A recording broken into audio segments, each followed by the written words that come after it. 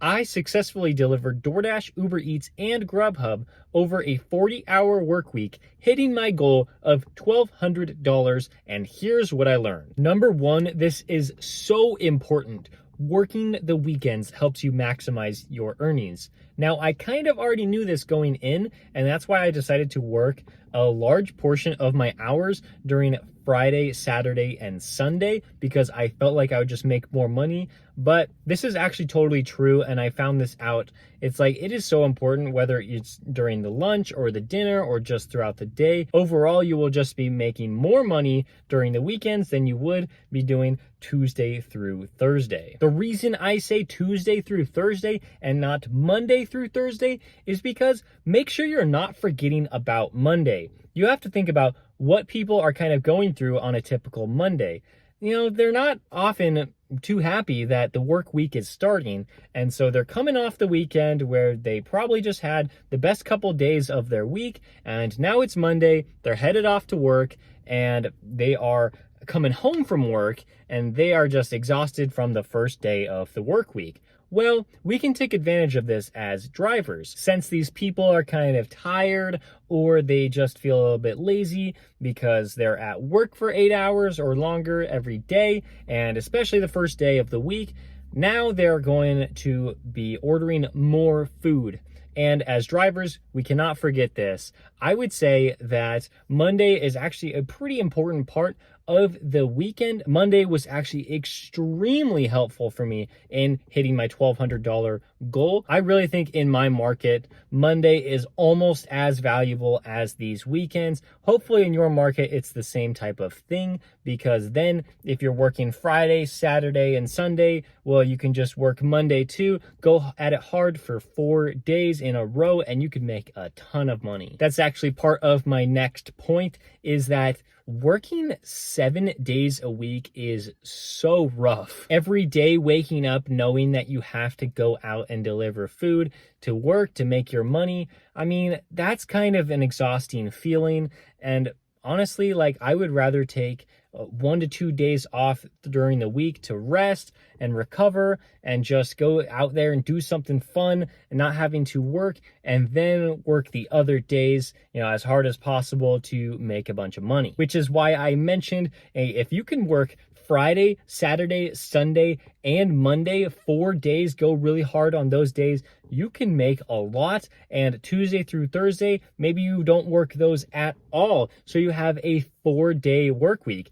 Hey, like, I think you can have significant earnings just working 4 days, and then leave the other 3 to rest and recover, and maybe work on something other kind of business idea on the side. Of course, I did want to work every day just to go test out my market and to make 7 separate videos for you, so that I could have one for every day of the week, so that you could know what I experienced every single day.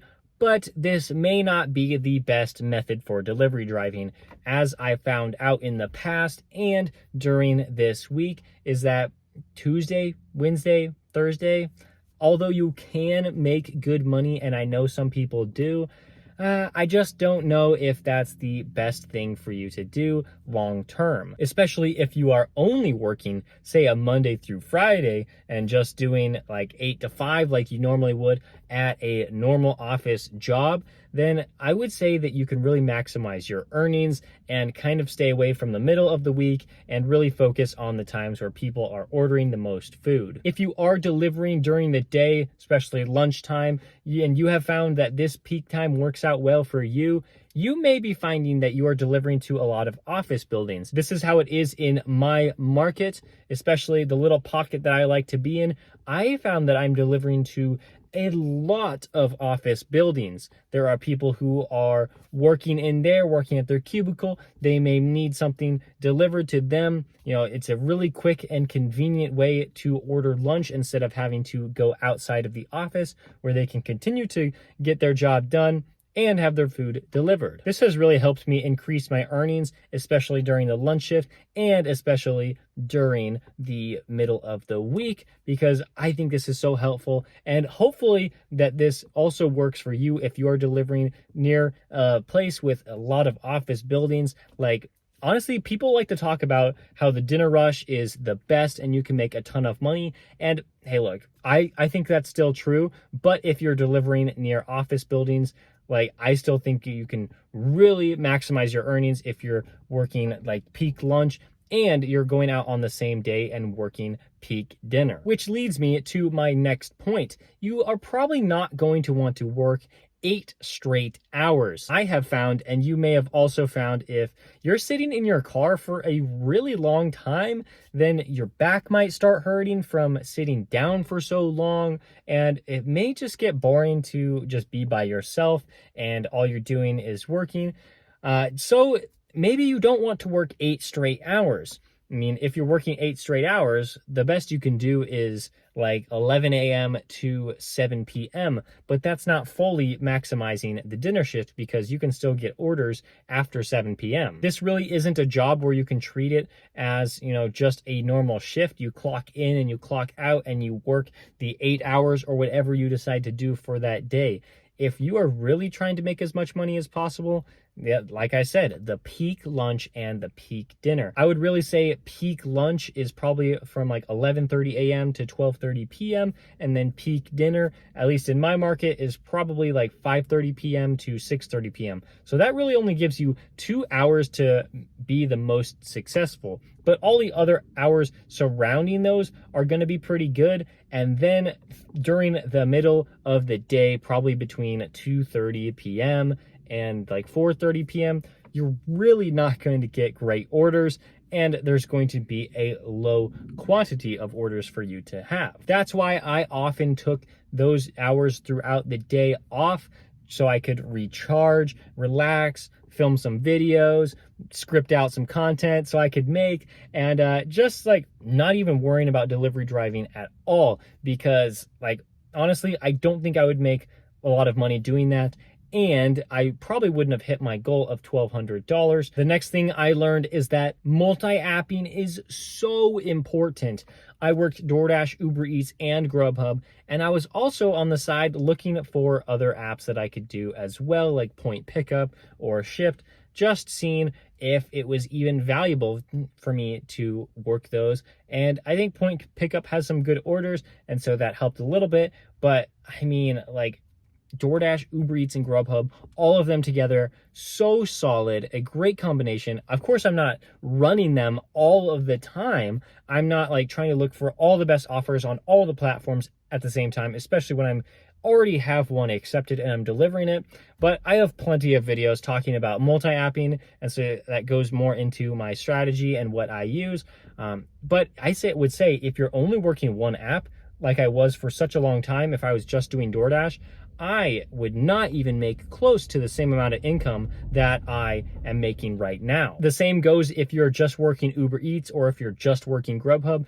You may think that you're making a good amount of money and you might be happy with it.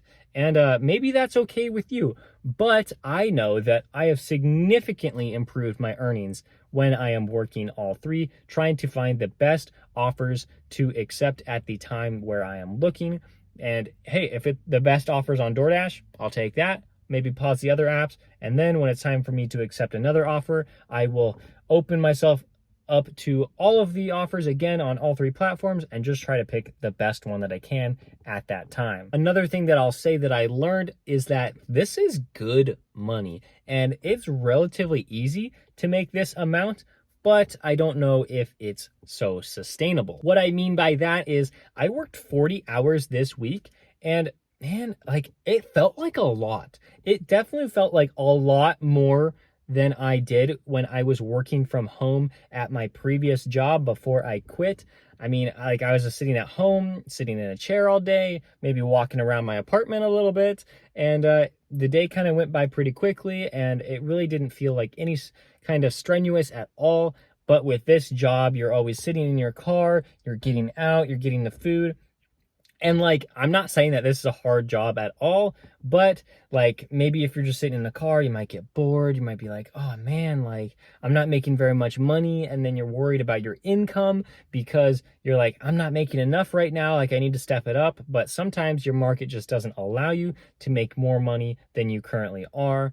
And so I would say it may not be sustainable because 40 hours a week doing this every single week, especially when you have to convince yourself to go out as an independent contractor, nobody is forcing you to go at any specific time or have any specific strategy. And so maybe it might weigh on you a little bit mentally. And I would say maybe it's not sustainable just because like you never really know how the delivery driver industry is going to go. You just don't know if these companies are going to continue to operate in the same manner that they are, because of course they can change things whenever they want, or these companies can always get acquired by a different company or acquire a different company and get a different customer base. And so you really just like can't really depend on too much when you're doing this, especially as an independent contractor instead of as an employee. That's why I think it's so important, and I am grateful that I have started this YouTube channel so I can start earning a little bit of income from this, even though it's not very much right now. And maybe for you, maybe you are working on other business ideas as well as doing delivery driving, or maybe you just do delivery driving as your side hustle along with your other like full-time job that's actually like really stable. I still believe that I'm going to be delivery driving for a long time just because I enjoy it. I like how much money I can make from it. And, you know, it provides me great things to talk about on this channel. But maybe for you, if you only do delivery driving full-time, that's your only thing, maybe start looking at other ways where you can also make money, because like that's something that I am looking at too. If I could make more money doing something else, then I might go that route. But right now, delivery driving is great, but I'm also looking ahead to the future to see what's out there for me.